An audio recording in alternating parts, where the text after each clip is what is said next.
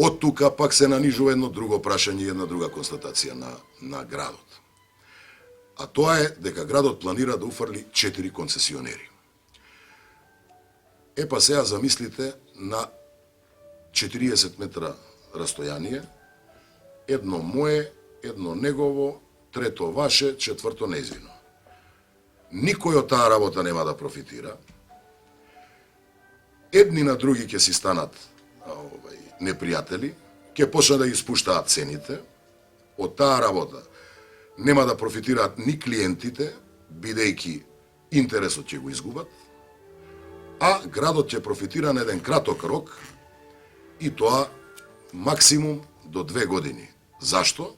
Затоа што во меѓусебната борба за уништување на и така слабите услови на работење во Македонија, да подсетам, Македонија е пазар од 2 милиона луѓе, говориме за главниот град, кој што е 75% од бизнисот, каде што куповната и економската моќ не треба посебно да ви објаснувам, јасна ви е на сите, дека од тука нема да може да има никој профит, а по најмалку град Скопје, бидејќи за 2 години ќе има слика кај што ќе пропаднат сите концесионери.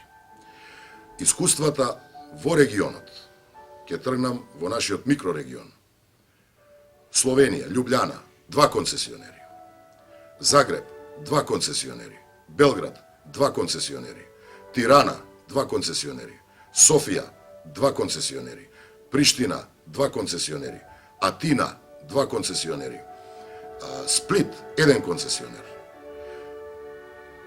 Романија, 2 концесионери. Цела Централна Европа има и по 1 во добар дел концесионер. Ова го знам, бидејќи контактирам со сите аутдор компании во Европа и пошироко.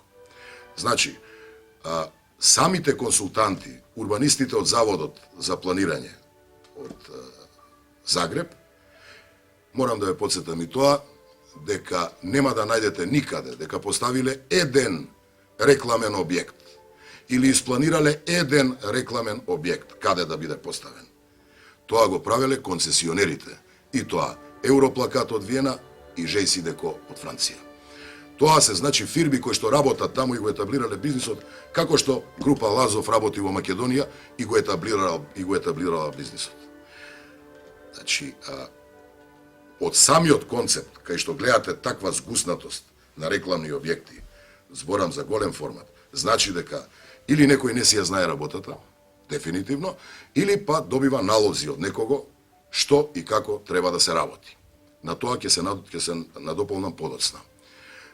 Да ви кажам дека не се само тие 1000 големи, уште и 300 City Light објекти мали се предвидуваат и да биде циркусот најголем во центарот на градот, во малиот ринг, се предвидуваат 150 LCD панели. Прво, LCD панелот не е outdoor advertising, тоа е друг медиум. Познат од крајот на 80-тите години, каде што големите електронски компании од типот на Sony, Panasonic, GVC, Toshiba и Samsung почнаа за себе промоција да ги поставуваат на влезовите и излезите нефреквентни не во централното градско подрачје, туку на влезовите и на излезите на авио, железнички и автобуски терминали, како и спортски стадиони и хали, концертни хали. Значи, тие воопшто немаа комерцијална функција. Електронските компании сака да покажат што направија. Денеска се избегнуваат во сите градови во Европа, сем на одредени позиции, бидејќи се сериозна опасност по безбедноста на сообраќајот. Бидејќи се работи за подвижни слики, подвижни реклами и тие влијаат сериозно на безбедноста на сообраќајот. Значи, од безбедносен аспект се недозволени.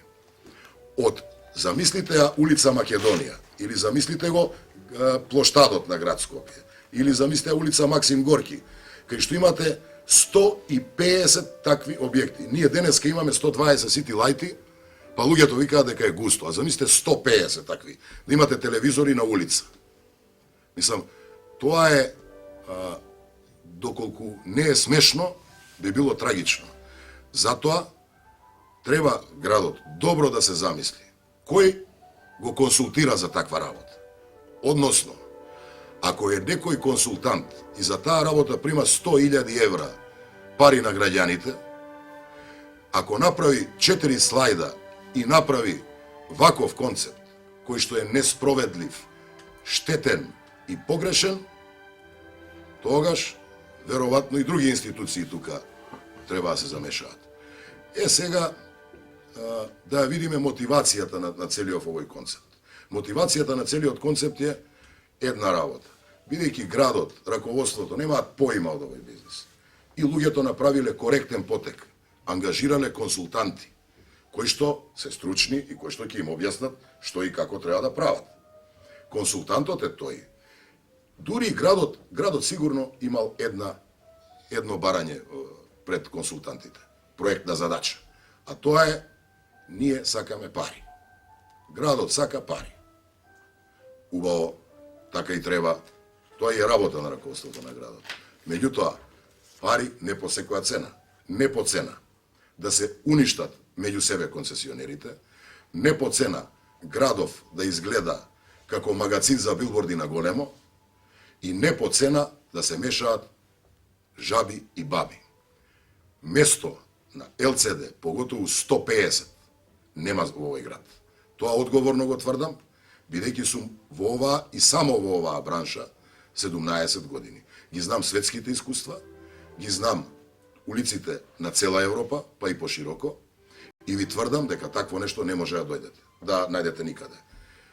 ЛЦД технологијата е применлива инцидентно и тоа исклучиво за потреби на туристи кои што доаѓаат во градот Скопје. Такви треба да има 10 низ целиот град, каде што ќе служат како градски информатори. Во смисол, Скопје, што има да понуди? Музеи, театри, кина, ресторани, работно време, од толку до толку до толку. Тоа е функцијата на ЛЦД дисплеите.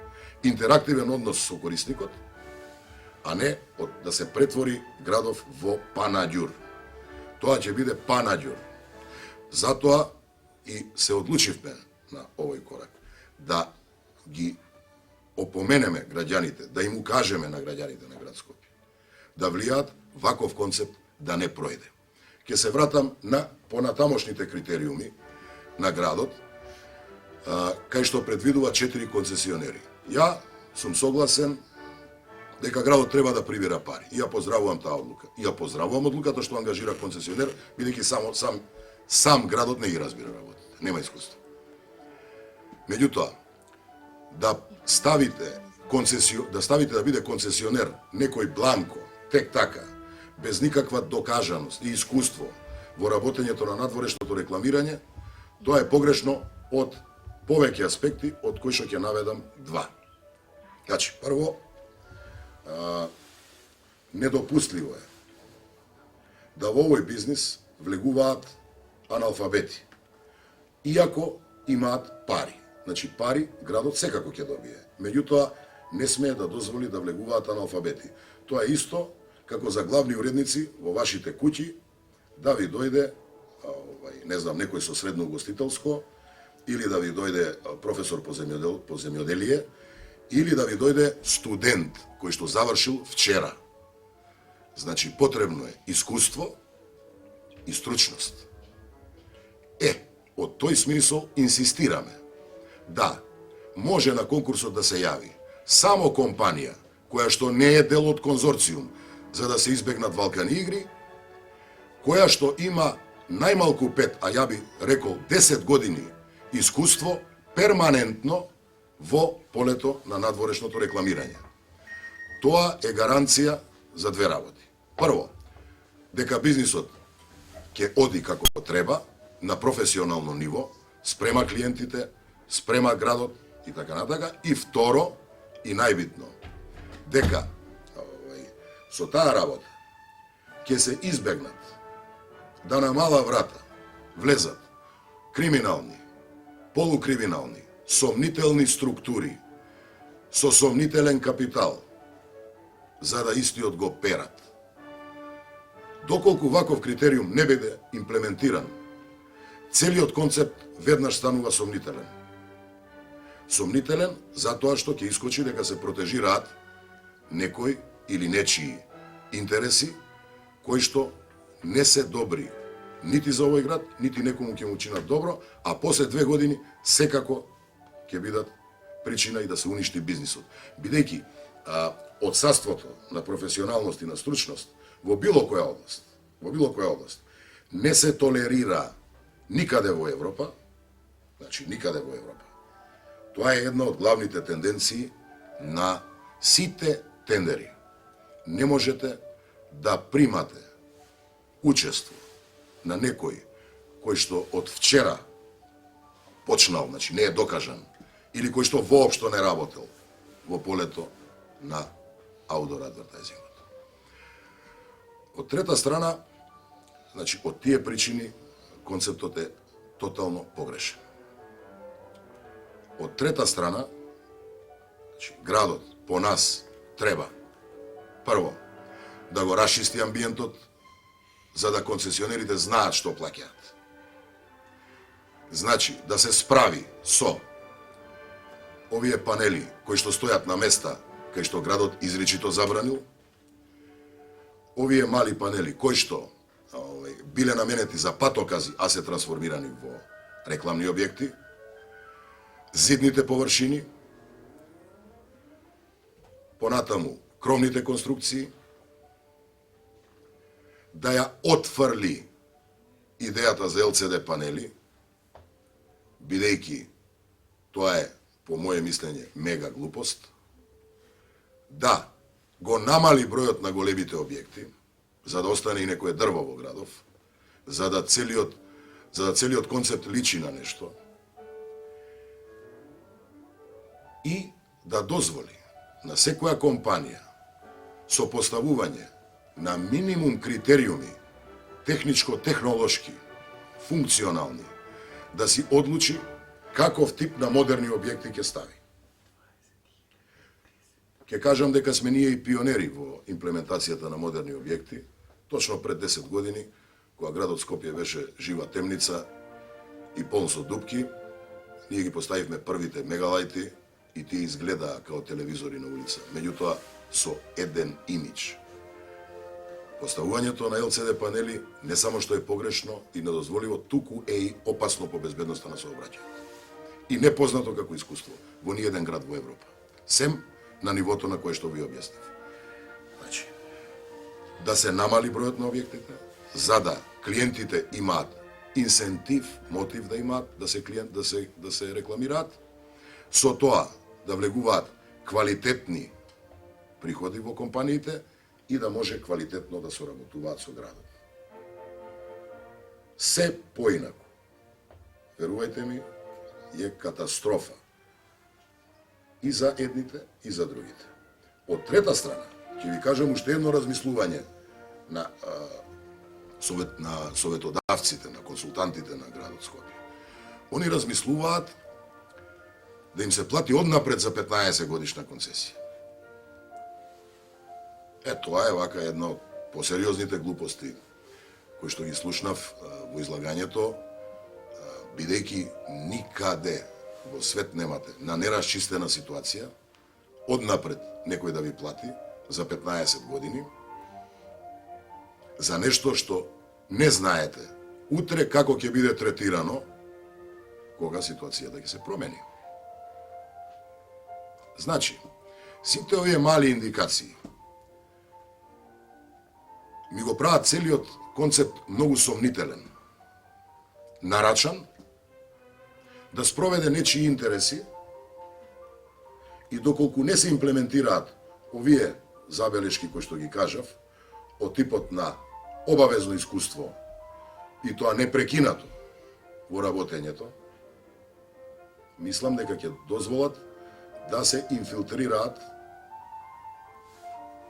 разни не легални или полулегални или сомнителни инвестиции.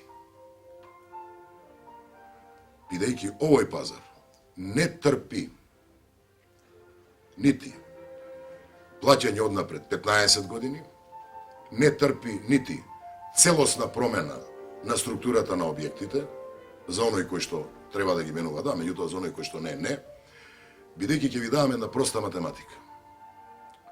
Ако треба се концесионерот да изработи 1000 објекти од голем формат, 300 објекти од мал формат и 150 LCD панели, тоа значи дека треба да ангажира пари во висина од 10 милиони евра. Веднаш. Плюс на тоа, доколку се бара од него 15 години да плати однапред, еве, да земеме на градот концепцијата. 4 концесионери по 250.000 евра годишно се 1 милион евра. 4 концесионери за 15 години треба да платат, израчунајте самите, 15 милиона евра однапред. И после тоа, кога ќе ги додадете овие 10 за објектите, доаѓаме до цифра од 25 милиона евра. Ја мислам дека некој не бил сериозен кога го дал таквиот концепт. Причините не треба ни да ги коментирам. И ја не знам кој е тој кој што работи во нормални бизнис услови, кој што ќе изброи 25 милиона евра, сем некој кој што има нелегални приходи или сомнителни приходи, еве да не бидам ригиден, ја не знам кој е тој што ќе изброи 25 милиони евра. Еве, нека биде и година за година плаќањето. Треба однапред некој да плати 10 милиона евра и секоја година на градот приходи од милион евра. При конкуренција од 4 концесионери. За 2 години таман кравата се научи да не јаде, умре. Значи нема перспектива во таквиот концепт. Воопшто, од тие причини го замолувам градот Скопје, посебно градоначалникот Гоце Трајановски, кој што е докажан дека сака добро на овој град. Навистина човекот направи многу за овој град. Ви гледаме како ни изгледаат улиците и така натака, се труди на секој чекор.